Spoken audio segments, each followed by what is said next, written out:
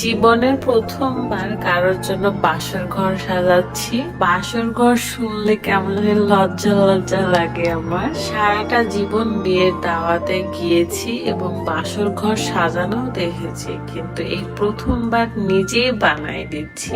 And 8 বছর আগে কিছু স্মৃতিচারণ করতেছিলাম, তো আমরা দুইজনই অনেক লজ্জা পাইছি। তো চলেন যাওয়া যাক কিভাবে আমরা এই পুরো রুমটা সাজালাম সেটাই দেখাবো। আসসালামু আলাইকুম, কেমন আছেন সবাই? আশা করি সবাই ভালো আছেন। আমার চ্যানেলে প্রথমবার এটা হয়তো বা অন্যরকম একটা ভিডিও। এই প্রথমবার নিজের হাতে একটা বাসর ঘর সাজাচ্ছি। যদিও বেশিরভাগ ফুল হচ্ছে আর্টিফিশিয়াল, কাঁচা ফুলের বাসর ঘর আমার অনেক বেশি পছন্দের। কিছু কিছু কাঁচা ফুলও রয়েছে যেটা আপনারা দেখলে বুঝতে পারবেন।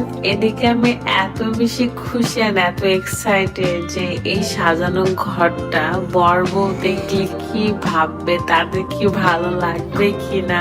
আমরা রজনীগন্ধা ফুলও এনেছি যাতে করে রুম থেকে সুন্দর সুবাস বের হয়। যদিও এই ইভেন্টের যে ওনার সেটা হলো সজীব ভাইয়া, তার ইভেন্টের নাম অথবা পেজের নাম বলতে পারেন TS উইডেন প্ল্যানার। কমেন্টে ভাইয়ার পেজটা মেনশন দিয়ে রাখবো, আপনারা চাইলে ভাইয়াকে দিয়ে বিভিন্ন ইভেন্টের যে স্টেজ গুলো থাকে কিংবা ঘর সাজানো সবকিছুই করায় নিতে পারেন। আপনারা এখন অনেকেই বলতে পারেন তানভীর ভাইয়া এন্ড রাবেয়া আপুর তো বিয়ে না, তাহলে এত কেন সাজগোজ করতে হবে?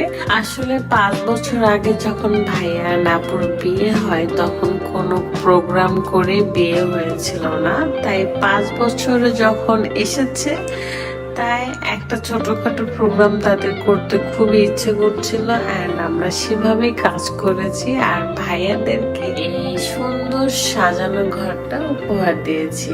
এখন আমি যেটা বলবো সেটা শুনে আপনারাও অবাক হয়ে যাবেন। যারা সময়ের অভাবে হাইড্রা ফেশিয়াল করতে পারেন না তাদের জন্য pure glow essential skin care কম্বোটা আছে।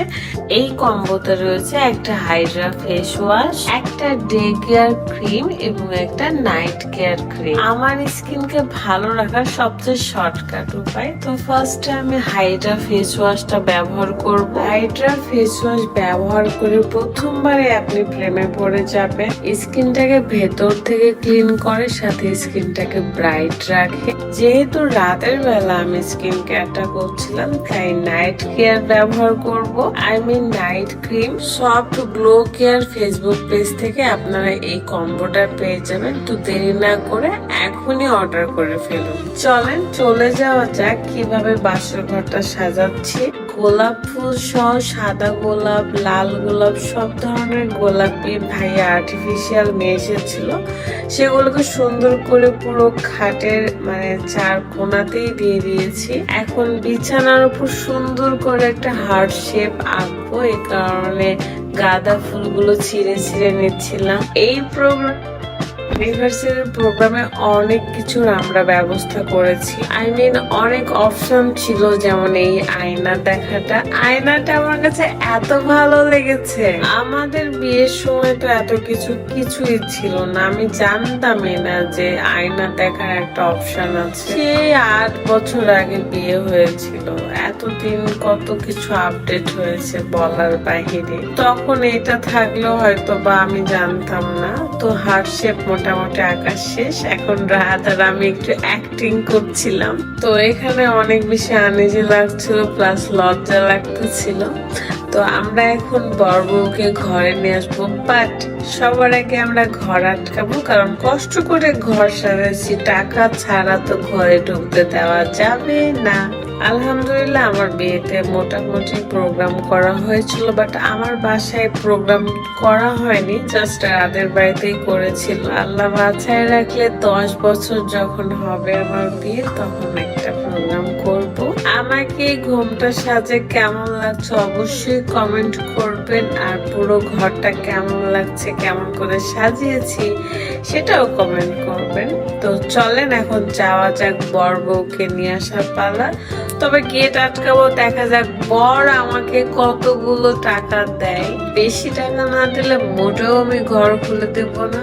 শুরু হয়ে গেছে এখানে, মানে ভাইয়া তো প্রথমে 50 টাকা বের করছে, 50,000 টাকার নাম বইলা। এখানে আসলে তারা বাতাস করতেছিল, কারণ আমি বলছিলাম যে আমাদের অনেক গরম লাগছে, তাড়াতাড়ি টাকা পয়সা দিয়ে বিদায় হও। পরে ভাইয়া আমাদেরকে 4 জনকে 500 টাকা করে দিয়েছে, মানে 2000 টাকা বের করেছে। দেন আমরা রাজি হয়ে যাই, নেক্সট টাইম অনেক বেশি করে নিব ইনশাআল্লাহ।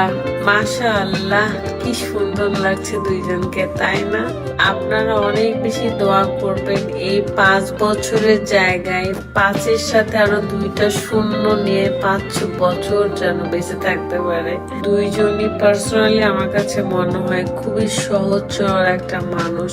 আর তানভীর ভাইয়া তো কি বলবো, অনেক ফানি বাট অনেক সহজ সরল।